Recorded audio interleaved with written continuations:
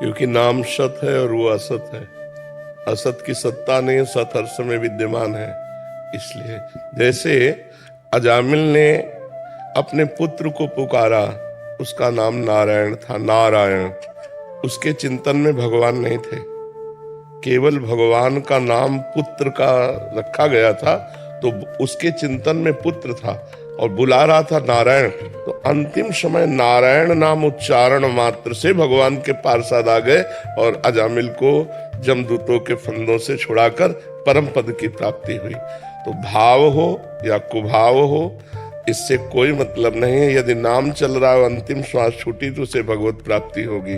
भाव कुभाव अनख आलसहु, नाम जपत मंगल दिशि दशहु। दसों दिशाओं में उसका मंगल होता है जो भगवान का नाम जप करता रहता है। और अंतिम समय भगवान का नाम आ जाए तब तो परम मंगल हो ही जाएगा, इसमें कोई संशय नहीं। विचार कब खत्म होते हैं? अब मन शांत होना चाहता है पर विचार रुकते नहीं। जब तक हमारे अंदर वासना रहेगी, चित्त में परत की परत वासनाएं जमा है। दुर्वासना मम सदा परिकर्षयन्ति। जब चित्त निर्विकार हो जाएगा तब स्फुरणा बंद हो जाएगी। जब तक चित्त में विकार है, मलिनता है, तब तक स्फुरणाएं बनी रहेंगी। चित्त और मन एक ही बात है। जब निर्मल हो जाएगा तो भगवान का साक्षात्कार हो जाएगा। निर्मल जन मन सो मोहि पावा, मोहि कपट छल छिद्र न भावा।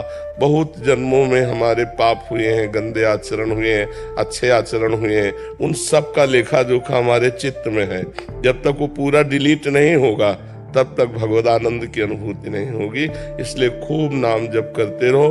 प्रत्येक नाम आपकी वासनाओं को नष्ट कर रहा है धीरे धीरे धीरे धीरे।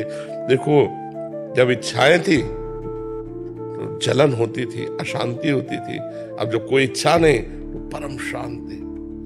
मतलब आप अनुभव नहीं कर सकते कि कितना सुख है। उसको कैसे वाणी से बताया कि कितना सुख है। कामनाओं में, भोगों में लोगों ने मस्ती समझ रखी है, और जबकि भोग और कामनाएं हमारी मस्ती को नष्ट करती हैं, हमारे आनंद को छीण करती है। कोई भी भोग भोगने के बाद एक अंदर अतृप्ति, एक अंदर अशांति होती है। अगर भोगों का त्याग कर दिया जाए तो अभी असली मस्ती जागृत हो जाए, जो हमारा चैतन्य घन आत्मानंद स्वरूप है। जहां जरा सा भगवदानंद मिला, भाग पड़ेगा जीव संसार से। मन हमारा भाग पड़ेगा भगवान की तरफ। अभी भगवान का सुख मिला नहीं और संसार का सुख छूटा नहीं, तो ये लगता है कि इस शरीर में नहीं तो इस शरीर में मिल जाएगा, इस शरीर में नहीं तो इस शरीर में। भोगते भोगते जीवन व्यतीत हो जाता है और कभी तृप्ति नहीं होती, क्योंकि इसमें है ही नहीं कुछ। तृप्ति कहां से हो? कुछ हो तो तृप्ति मिले। देखो, गोस्वामी तुलसीदास जी को जब राम जी का साक्षात्कार हुआ तो वो कह रहे हैं, जाकी कृपा लवलेश ते मतिमंद तुलसीदास हो, पायो परम विश्राम, राम समान प्रभु नाही कहूं। परम विश्राम, स्फुरणा ही नहीं हो रही। जैसे ऊसर भूमि में बीज बो दो तो जगेगा ही नहीं, ऐसे ही जिस हृदय में परमानंद का अनुभव होता है, विश्व के सारे भोग एकत्रित कर दो, भोगने की इच्छा ही नहीं रहेगी। क्योंकि जब अंदर आनंद मिलता है तब बाहर थोथा आनंद नहीं। यहाँ कौन सा आनंद है? जैसे हम रुपया रखते हैं तो रुपया इसलिए प्रिय कि भोग सामग्री मिलती है। अगर भोग सामग्री न मिले तो रुपये से कोई प्यार नहीं। आप देखो, अभी आपको 2000 नोट के एक टाली भर गिरवा दी जाए रुपया आपके सामने, आप एक भी नहीं उठाएंगे। क्यों भाई, 2000 है? बोले नहीं, अभी चलते नहीं, इनसे भोग सामग्री नहीं मिलेगी। तो रुपया से हमें प्रेम नहीं है। रुपया इसलिए चाहिए कि भोग सामग्री मिलेगी। भोग सामग्री शरीर स्वस्थ, शरीर स्वस्थ भोग भोगने के लिए। पूरा माइंड को आप अपने पढ़ो, इतना ही है कला। इसका अंतिम विश्राम काम सुख है। देख लो, सब देखो दिमाग में, रुपया, पैसा, खान पान, कपड़ा लत्ता, मकान, दुकान, सब। लेकिन अंतिम विश्राम कहाँ मानता है? राम नहीं, काम।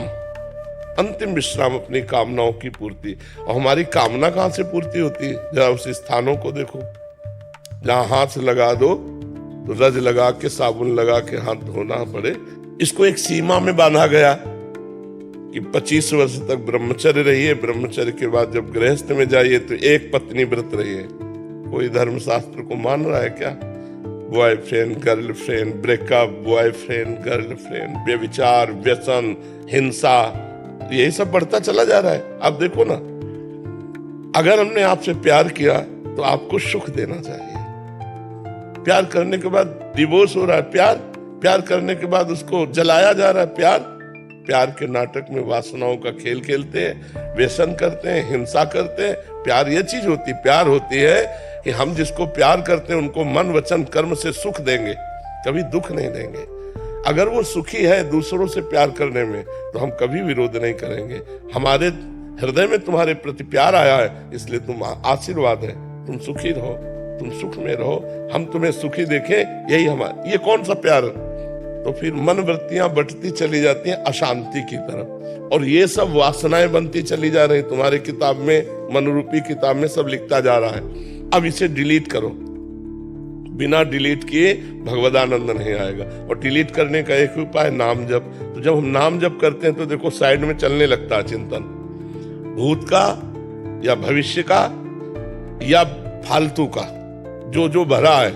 अब आप देखते हो इतनी गंदी बातें तो भजन करने के पहले नहीं आती थी, जब भजन शुरू किया तब आ रहे, वो आ रहे हैं डिलीट होने के लिए। हमें विचलित नहीं होना, जब तक वो वासनाएं डिलीट नहीं हो जाएंगी तब तक भगवान का दर्शन नहीं होगा, तब तक आनंद की अनुभूति नहीं होगी। इसलिए खूब नाम जप करो। नाम जप अभी इसी क्षण आपको पावर दे रहा है, लेकिन अनुभव आएगा जब लंबे समय तक भजन होगा।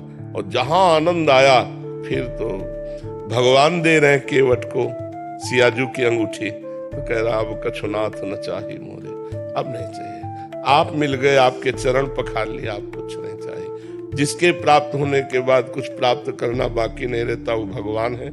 जिसके जान लेने के बाद कुछ जानना बाकी नहीं रहता वो भगवान है। और वहीं हमें विश्राम मिलेगा, न रुपया में मिलेगा न भोगों में मिलेगा। चाहे जितना भोग लो कभी विश्राम मिल ही नहीं सकता है। महाराज भर्तृहरि, उनकी जीवन चरित्र है।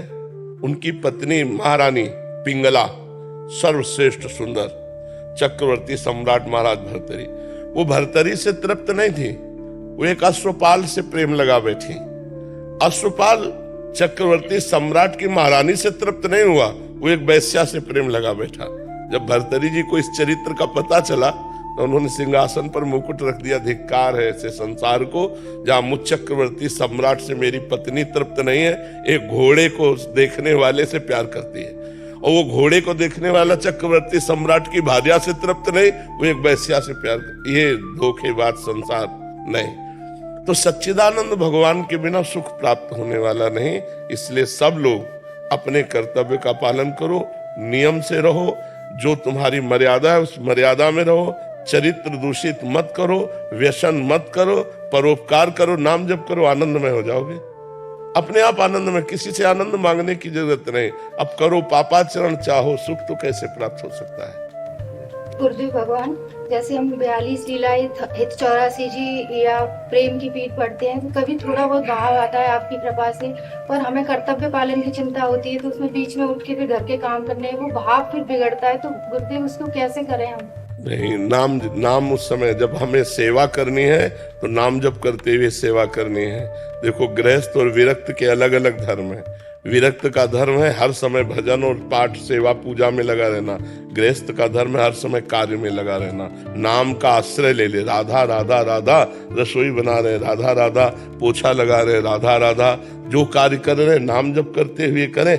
क्योंकि गृहस्थ आश्रम में बहुत से कार्य, मान लो आपका पति ड्यूटी जाना चाहता है, वो आप उस समय पूजा विस्तार कर रहे हैं, अब उसको चाहिए कि समय से टिफिन मिल जाए ऑफिस पहुंचे जाकर, तो आप पूजा बंद कर दो, पहले पति की पूजा करो, पहले टिफिन तैयार करो, उसको पवाओ, उसको तैयार करके भेज दो, बच्चों को स्कूल भेज दो। जब कोई कार्य नहीं बचा तब ठाकुर जी की पूजा कर लो। गृहस्थी में पहले अपने कार्यों को देखे, वो भी पूजा है। पति में भगवान, पुत्र में भगवान, उनको समय अगर नहीं करोगी तो फिर कलह हो जाएगी। कलह भक्ति नहीं होती। भक्ति में जहां कलह हो वहां भक्ति नहीं है। कलह में कलयुग होता है, बुद्धि भ्रष्ट हो जाती है। अब आप पूजा में बैठी, वो जल रहा है पति कि यार अगर समय से चाय बना देती, 4 पराठा बना देते तो हम अपने काम में जाते। नहीं, वो तुम्हारी पूजा सफल नहीं होगी। तो प्रातः उठो, भगवान का स्मरण करते हुए पहले तैयारी करो। सबकी तैयारी हो गई, कोई काम नहीं, अब पर्दा खोला, ठाकुर जी की सेवा पूजा।